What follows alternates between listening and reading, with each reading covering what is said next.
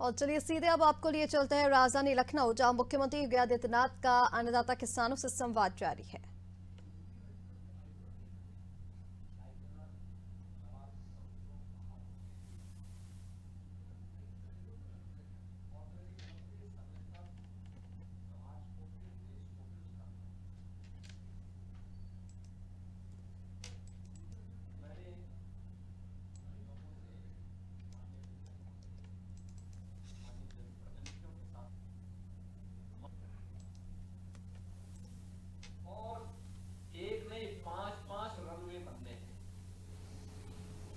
पहला रनवे हमारा चालू होने जा रहा है इस साल जनवरी में, अप्रैल में ट्रायल चल रहा है इस समय। और केवल रनवे ही नहीं बल्कि उस क्षेत्र में जो भी सामान बनेगा, जो भी प्रोडक्शन होगा, वह देश में भी और दुनिया में वहीं से एयरपोर्ट से सीधे बुक होकर के वहीं से जा सकता है। कार्गो के बड़े बड़े विमान वहां आएंगे, वहीं से वो उड़ान करके लेकर के चले जाएंगे। किसानों की सब्जी, किसानों के फल, किसानों के अनाज, ये सब भी दुनिया के अंदर कहीं भी वहां से ले जा सकते हैं, क्योंकि वहां पे बहुत सारी सुविधाएं मिलने जा रही। रैपिड रेल भी आ रहे, वहीं पर लेके आएंगे, मेट्रो भी लेके आएंगे, वहीं पर हम हाई स्पीड ट्रेन को भी लेके आने जा रहे हैं। डेडिकेटेड फ्रेट कॉरिडोर उसी के बगल से है। तो देश और दुनिया के अंदर कोई भी सामान पहुंचाने का एक प्रमुख केंद्र बनेगा और विकास की इतनी ज्यादा चीजें वहां पर आने वाली हैं, तो स्वाभाविक रूप से इस विकास का पूरा श्रेय तो आप ही लोगों को जाता है। जो अन्नदाता किसान इसके लिए अपनी भूमि दे रहा है और अपनी पैतृक भूमि देकर के विकास की इस प्रक्रिया को जोड़ करके एक अंधकार से अब उजाले की तरफ आकर के उसको विकास के साथ जोड़ रहा है। तो मैं इसलिए भी आपका स्वागत करता हूं, अभिनंदन करता हूं कि आपने अच्छा सोचा, अच्छा कार्य हो रहा है। देखिए, पिछली सरकारों ने गलत किया था, उसका खामियाजा इस सबको भुगतना पड़ा। प्रदेश को भी भुगतना पड़ा, किसान भी भुगतना पड़ा, आज भी भुगत रहे हैं। हमने सुलझाने का प्रयास किया, लेकिन तब भी समस्याएं इतनी खराब स्तर पर पहुंची हुई है, न्यायालय में लंबित है, न्यायालय स्वतंत्र है, न्यायालय पे सरकार का कोई नियंत्रण रहता नहीं है।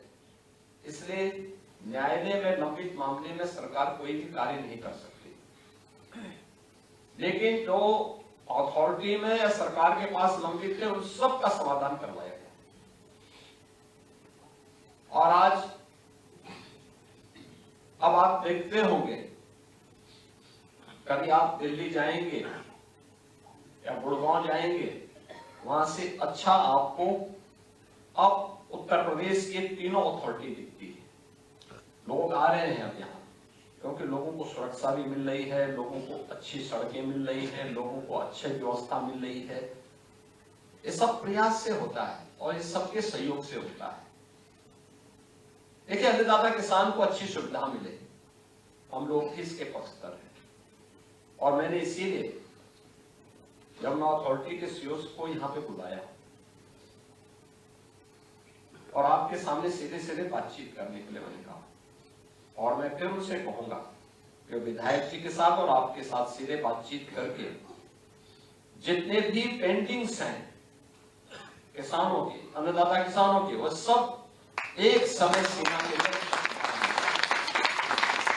कुछ भी बकाया नहीं रहना चाहिए और कुछ भी बकाया नहीं रहना चाहिए। और उसके लिए मैंने उनको यहां पर अभी बोला कि भाई क्या आप दे सकते हैं इन किसानों को।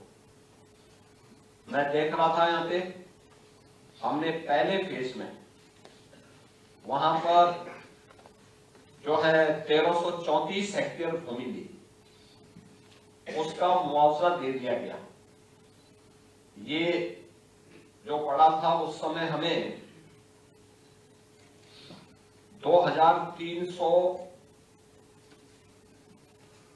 रुपया प्रति वर्ग मीटर पड़ा था। द्वितीय चरण में हमने 1365 हेक्टेयर भूमि ली, यह लैंड हम लोगों को वहां पे पड़ी, यानी एयरपोर्ट को बनाने के लिए मिली 3100 प्रति वर्ग मीटर ये दिया गया, और उसका कंपनसेशन भी वे वितरित कर चुके हैं। अब तीसरे चरण का जो अंतिम फेज का ये चल रहा है,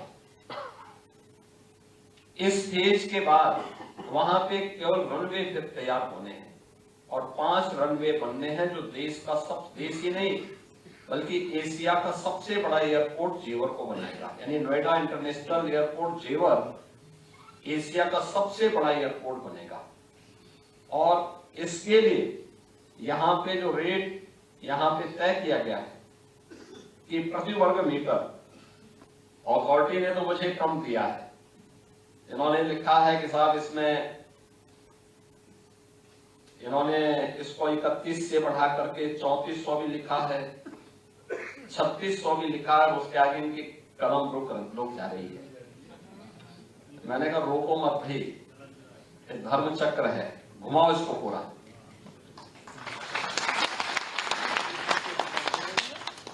और इसीलिए अन्य जो सुविधाएं मिल रही हैं उन सुविधाओं के साथ साथ